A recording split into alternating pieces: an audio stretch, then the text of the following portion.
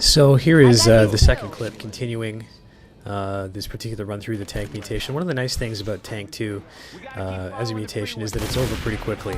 You know, you pretty much have to run, and so that means you either get to the safe house really quickly or you get murdered by these tanks, and vice versa when you are the infected. So it's a fun mutation to go through. You know, if you don't want to spend an hour playing a full map of hard rain or something like that. Now in this case, the tank here made the mistake of not going up the stairs immediately because again, that is a choke point. And he should have just stayed instead of following Taaannnk here, because another tank could have easily gotten there and gotten ahead of Taaannnk eventually, and then just cut us off so we couldn't make any more ground. Like, these tanks are basically just leaving me behind, which is pretty funny. Now they're taking notice. Ultimately, I really would have gotten further here if it hadn't been for all of the infected.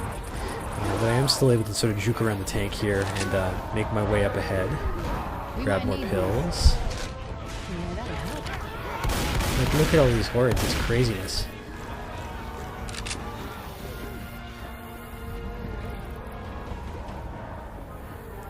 So now one of us has dropped out here, and it's 3 human players. Again, none of them have mics. The guy who left was not particularly good, so I am not overly concerned about this. At this point I'm not sure exactly where the tank up ahead is, so I decided to go through the ceiling instead. This is another choke point. They have to go through here. It's a good place to park yourself as a tank. Get ahead of them, make sure they don't get through there. And in this case, for whatever reason, the tank is not blocking the hole, which is again another choke point. Parish is a really good map for tank because strategically there's a lot of points in which you can just park yourself again and get out of the way. So now, for whatever reason, tank has been able to hit me. I missed the ladder here, and that's pretty much it for me, yeah. If I had climbed up, who knows how far I could have made it, but between the infected and these 2 tanks just pounding on me, there's no chance. So now we're all down except for Taaannnk, who ultimately ends up making it to the safe room. You can sort of see him off in the distance. Unfortunately, you know what would be really interesting for Left 4 Dead 3 would be to have the option to have like a suicide pill or something like that, so that if you're down, you can enter a button combination to kill yourself immediately, so that you don't have to wait until you bleed out. There are all sorts of applications for this that I think would be useful. Again, Taaannnk manages to make it to the end here, so I'm just going to skip ahead to when we are the infected. And here we go. See, as you can see, he made it to the very end there. 1 survivor, very nice. Managed to outrun the tanks. We don't really get to see it, of course, because I was dead for 95% of it, and I wasn't able to see from his perspective. But anyway, now we are the tanks, and again, hopefully we can really manage to get ahead of these guys. Wait for them to get all their stuff. And they're starting to learn that you basically have to be huddled around the door and get out quickly to maximize the amount of time you can run while there aren't any tanks. So out they go. We've got a 15-second spawn or so, maybe a little less than that, which is about what it averages, 13 to 15 seconds before the tanks come in. Not really a terrific head start. And I think it spawns me in the safe room if I remember correctly. Oh, or right outside. Yeah, very far behind. Now, it obviously staggers it between the 4 of you where the start spots are going to be, but ultimately you can never really tell where it's going to be. Sometimes it'll put you ahead of them, which is great. It can be buggy. I've had it in the case of the Dead Center finale, that it actually puts you in the elevator with the survivors while they're locked in, they're going down. You can check out one of my other videos for that. So as you can see here, I went to the choke point very quickly, climbed up on the bus, and knocked the 2 of them down here. They're getting killed by the infected mostly, actually. Provided that there's a tank in your way, there is no way that they can get over that bus. So finding those choke points is priority 1, definitely. And as you can see, we're crushing them here. We're absolutely destroying these guys. So here's our survivor run on the next map. This one can be a lot of fun. They vote to return to the lobby here, presumably because they're getting annihilated, but I don't know. I don't know what that serves. I mean, one of the biggest problems with Left 4 Dead is that people rage quit, and I am glad that they did not choose to rage quit. But here, if you go to the lobby, I don't know what they're going to campaign for. Obviously, we're not going to switch the teams.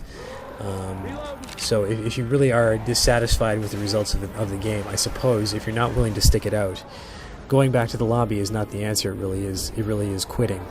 Anyway, so we get by these tanks here, and they aren't able to hit me with the car. They obviously get, oh, look at that. Two of our guys went down, so I guess that they managed to cream both of them with one car shot, would be my guess. Crook's already dead. They must be batting that car around. At that point, I can understand in a versus map, it's definitely worth it to take the time to knock the car back and forth a couple of times to kill the survivors. Here, there's really very little chance that any of us are going to be going back to get them, so I wouldn't personally take the time to hit the car back and forth a couple more times, but anyway, that's the way it is. We're super split up, the two of these guys, Screeny and myself. Again, in tank it doesn't matter so much because it's not like one of us is going to get smoked or anything like that. So here, I try and cover my space behind me, start the crescendo. Scream manages to down himself while he jumps down there. I'm the only one left. I think I got most of the tanks on fire at this point, which is nice. It's always a nice position to be in. Thankfully that tank misses. And I am not far enough to be able, the crescendo's not gone far enough for me to be able to do that jump. So that's it for me. There's just too many zombies. I get hit by the rock and there's two tanks right in front of me. I'm really just stalling the inevitable here by taking my kills. And that's it for me. Now, having the two of those guys go down in that opening bit in that street was not very good. We have enough of a points buffer. We're far enough ahead that it really doesn't matter. But you know, I'm hoping that we can actually stop them before they get to that point. Damn right. So now they do their survivor run. We're going to be the tanks.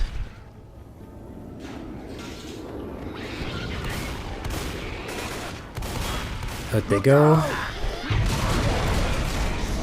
They're getting pretty hung up on these infected, which is nice. We're gonna spawn very quickly before they're even upstairs.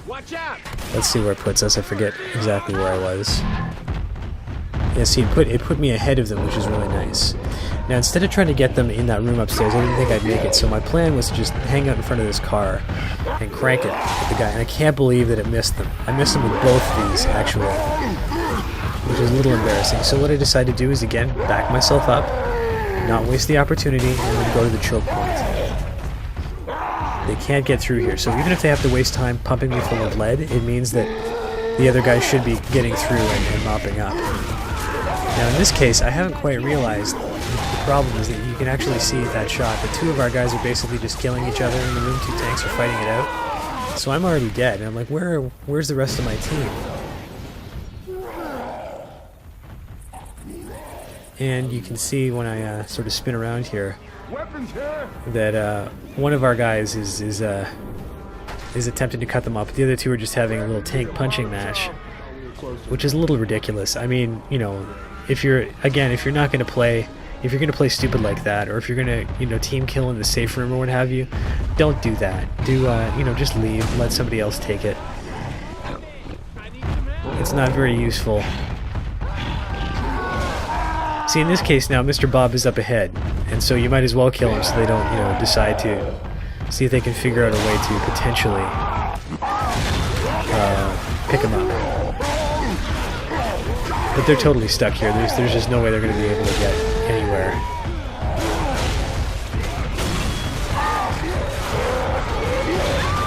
So even with two of our guys punching each other to death in the safe room, it doesn't matter, provided you're able to get ahead of them and, you know, hit those choke points, ensure that they really can't get ahead of you, or at the very least that all four of them can't get ahead of you, because being behind a survivor as a tank is not a place you want to be. You know that you're going to run into terrible luck with the hordes, and they'll just stay in front of you as long as they can.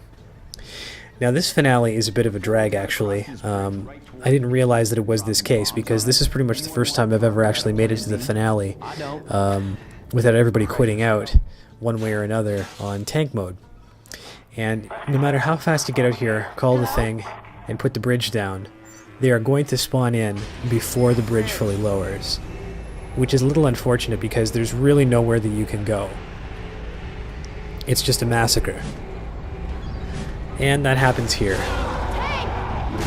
Now what I should have done is I should have actually, if I had known that was the case, I would have brought out my Molotov out sooner and just thrown it at the feet, so at the very least I could slow them down, I could burn them.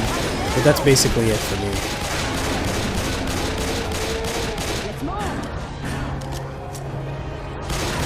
I don't know why this tank is hanging around back here. Maybe he's just going to finish us off. Crook manages to get by them, and I guess enough of the horde has already come. He makes it actually a pretty significant distance, as I recall. So we're essentially all done here. Scrinny is already dead. Oh, I need some help! I don't even know why I'm bothering you to sort of hit these guys. I really should just let them kill me, and again, that way I'm at least able to see what the story is. For whatever reason, Crook also hasn't taken his pills. Now, this is the first time you'll see that Screeny is actually talking. You see a little speech bubble over his head in the far left, and I'm able to talk here too. I guess he and Crook were in private chat. It turns out that Tyrave, who's actually a very good player, did not have a microphone. And when he went down in the safe room, that's funny. Again, for whatever reason, I didn't switch to... Oh, there we go. I switched to Crook. The tank is ahead of him, and that's pretty much it. He gets clobbered by the car, and normally that would in-cap him. Sometimes on this finale, that doesn't... the cars don't instantly in-cap you, and you're able to sort of shake it off, but ultimately it doesn't really matter. So, we're far enough ahead that it's almost inconsequential how far they make it. Theoretically, I think if they all made it, it would be they would beat us by a or if all of them made it close. I think I forget exactly how many points this is worth, 800 or 900 total. They could theoretically catch up and beat us if they all made it, but I mean that's an impossibility even without 4 tanks pretty much. And again, remember, we're probably going to get the same spawns. With this ridiculousness is, while the bridge is still lowering. So there's a good 10 seconds for us to just pound the living daylights out of them before they have any opportunity to move anywhere. So they hit the thing. And down comes the bridge. It spawns me very far away, at the very bottom of the safe room. But ultimately it doesn't matter. I don't know why they even bothered to come back. And they're stuck, and ceiling junk here going into the corner, which is very silly because there's no way that you can actually get any mobility anywhere. And he actually manages. If he hadn't been caught by that infected, it probably would have been. You would have been able to make it somewhere. If you take your pills again, you regain essentially full mobility, which can outrun a tank. Anyway, so I hope that was reasonably enjoyable for those of you who followed along.